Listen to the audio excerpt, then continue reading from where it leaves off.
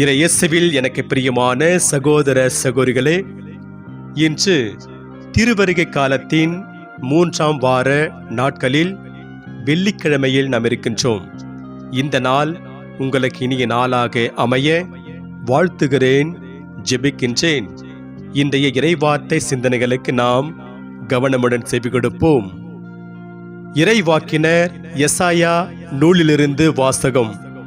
அதிகாரம் 7, இறை வார்த்தைகள் 10-14 முடிய. அந்நாள்களில் ஆண்டவர் ஆகாசுக்கு மீண்டும் தம் திருவாக்கை அருளி சொல்லியது: உம் கடவுளாகிய ஆண்டவர் உமக்கு ஓர் அடையாளத்தை அருளுமாறு கேளும். அது கீழே பாதாளத்திலோ மேலே வானத்திலோ தோன்றுமாறு கேட்டுக்கொள்ளும் என்றார். அதற்கு ஆகாசு, நான் கேட்க மாட்டேன், ஆண்டவரை சோதிக்க மாட்டேன் என்றார். அதற்கு எசாயா, தாவீதின் குடும்பத்தாரே, நான் சொல்வதை கேளுங்கள்.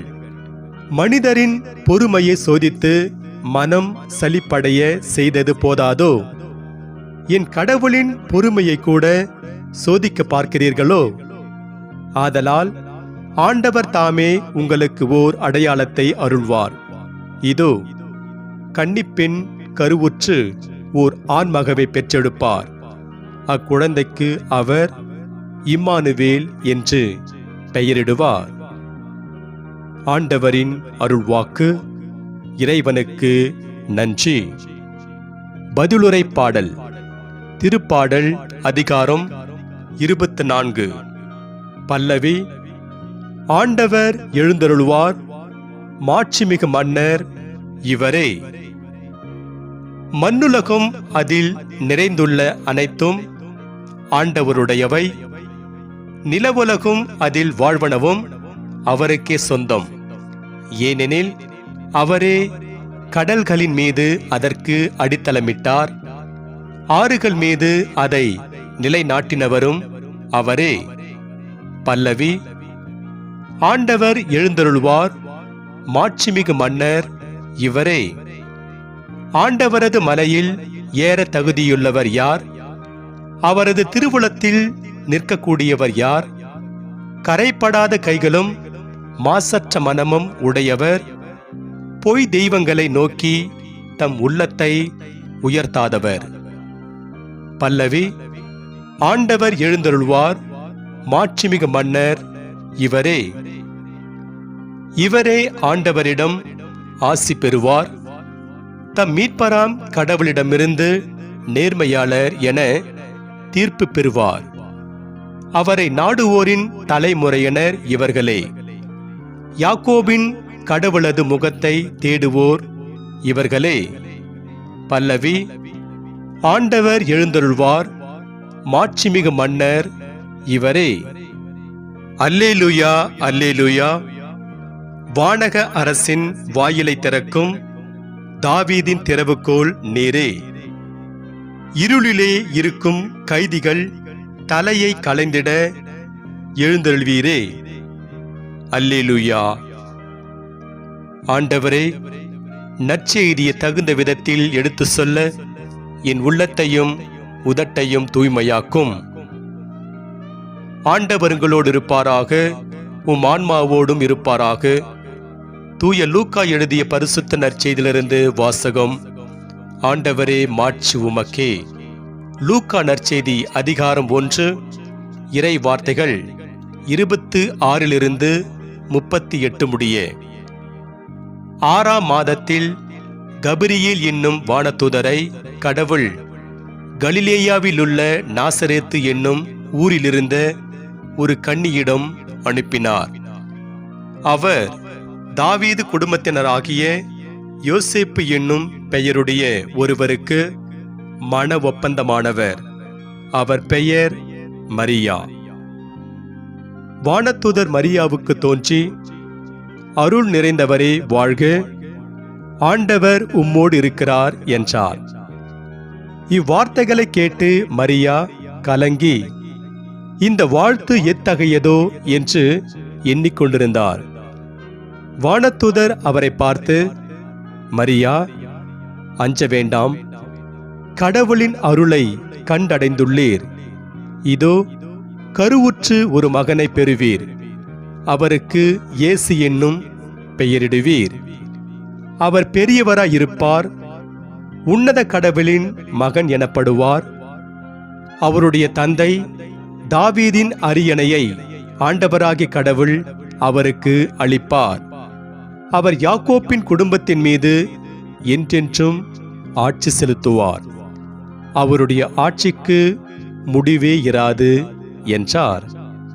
அதற்கு மரியா வானதூதரிடம், இது எப்படி நிகழும்? நான் கன்னியாயிற்றே என்றார். வானதூதர் அவரிடம், தூய ஆவி உம்மீது வரும். உன்னத கடவுளின் வல்லமை உம்மேல் நிழலிடும். ஆதலால் உம்மிடம் பிறக்கப் போகும் குழந்தை தூயது. அக்குழந்தை இறைமகன் எனப்படும். உறவினராகிய எலிசபெத்தும் தம் முதிர்ந்த வயதில் ஒரு மகனை கருத்தரித்திருக்கிறார். கருவுற இயலாதவர் என்று சொல்லப்பட்ட அவருக்கு இது 6ஆம் மாதம். ஏனெனில் கடவுளால் இயலாதது ஒன்றுமில்லை என்றார். பின்னர் மரியா, நான் ஆண்டவரின் அடிமை, உம் சொற்படியே எனக்கு நிகழட்டும் என்றார். அப்பொழுது வானதூதர் அவரை விட்டு அகன்றார். ஆண்டவரின் அருள்வாக்கு. கிறிஸ்துவே உமக்கு புகழ். நற்செய்தி வாக்கினால் என்னுடைய பாவங்கள் அகல்வதாக. ஆமென். அரசனும் அடிமையும். இயேசுவில் எனக்கு பிரியமான சகோதர சகோதரிகளே, சில ஆண்டுகளுக்கு முன்பு ஒரு கடைக்காரர் தன்னுடைய கடையில் வேலை பார்ப்பதற்காக ஓர் இளைஞர் வேண்டும் என்று செய்தித்தாளில் அறிவிப்பு கொடுத்துவிட்டு கடை முகவரியை கொடுத்திருந்தார். அந்த விளம்பரத்தை பார்த்துவிட்டு நூற்றுக்கணக்கான இளைஞர்கள் அவருடைய கடைக்கு முன்பாக வந்து கூடினார்கள். கடைக்காரர் அந்த 100 பேரில் யாரை தேர்ந்தெடுப்பது என்று தெரியாமல் குழம்பி போய் அவர்களை திருப்பி அனுப்பிவிட்டார். இது நடந்து சில நாள்கள் கழித்து அவர் மீண்டுமாக செய்தித்தாளில் ஒரு விளம்பரம் கொடுத்திருந்தார். இந்த முறை தனது தந்தைக்கு கீழ்ப்படிந்து நடப்போர் என்னுடைய கடையில் வேலைக்கு சேரலாம் என்று விளம்பரம் கொடுத்திருந்தார். அதை பார்த்துவிட்டு ஒரே ஒரு இளைஞன் மட்டும் வேலைக்கு வந்தான். அவனை அந்த கடைக்காரர் வேலைக்கு சேர்த்து கொண்டார். வேடிக்கையான நிகழ்வு தான் என்றாலும் இன்றைக்கு கீழ்ப்படிந்து நடப்போர் அரிதாகி போய்விட்டது என்பதையே இந்த நிகழ்வு நமக்கு உணர்த்துகிறது. இன்றைய இறைவார்த்தை நாம் கடவுளுக்கு கீழ்ப்படிந்து நடக்க வேண்டும் என்ற முக்கியத்துவத்தை எடுத்து சொல்கிறது. ஒருவர் அரசராக இருக்கலாம், ஆனால் அவர் ஆண்டவருக்கு கீழ்ப்படியாத போது அடிமையாகும் நிலைதான் ஏற்படும். அதே வேளையில் ஒருவர் அடிமையாகவே இருந்தாலும் அவர் ஆண்டவருக்கு கீழ்ப்படிந்து நடந்தால் அரசனாகலாம், அரசியாகலாம். இந்த உண்மையை இன்றைய இறைவார்த்தை நமக்கு தெளிவுபடுத்துகிறது. யூதாவின் அரசராக இருந்தவன் ஆகாசு. இந்த ஆகாசு ஆண்டவர் மீது நம்பிக்கை வைத்து அவருக்கு கீழ்ப்படிந்து வாழ அழைக்கப்பட்டான்.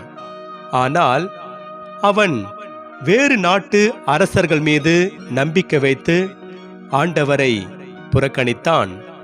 இத்தனைக்கும் ஆண்டவர் தாமே ஓர் அடையாளத்தை தர முன் வந்தபோதும் அதை புறக்கணித்தான்.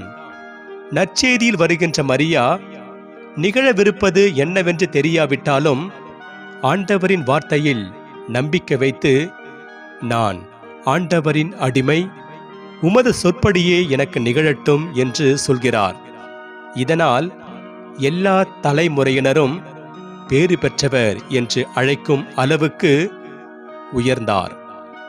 நாம் எந்த நிலையில் வேண்டுமானாலும் இருக்கலாம், ஆனாலும் நாம் ஆண்டவரின் கட்டளைக்கு கீழ்ப்படிந்து நடக்கும்போதுதான் உயர்வடைவோம்.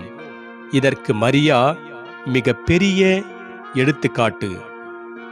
ஆண்டவரே ஆண்டவரே என சொல்பவரெல்லாம் அவரது விருப்பத்தின்படி நடப்பவரே விண்ணகம் செல்வர். ஒருவரது பிறப்பினால் அல்ல, அவரது செயலினாலேயே அவருக்கு பெருமை. கடவுளுக்கு கீழ்ப்படிந்து நடப்பதில் மரியாவே நமக்கு ஒரு முன்மாதிரி. இன்று நமக்கு கொடுக்கப்படுகிற இறை வார்த்தையாக, என் கட்டளைகளை ஏற்று கடைபிடிப்பவர் என் மீது அன்பு கொண்டுள்ளார் என்று தூய யோவான் நற்செய்தியில் 14ஆம் அதிகாரம் 21ஆம் வசனத்திலே இயேசு கூறுகிறார். எனவே இறையேசுவில் பிரியமானவர்களே, நாம் கடவுளின் கட்டளைகளை கடைபிடித்து அவர் மீது உள்ள நமது அன்பை வெளிப்படுத்தி இறையருளை நிறைவாக பெறுவோம். இறைவன் உங்கள் அனைவரையும் நிறைவாக ஆசிர்வதிப்பாராக. ஆமென்.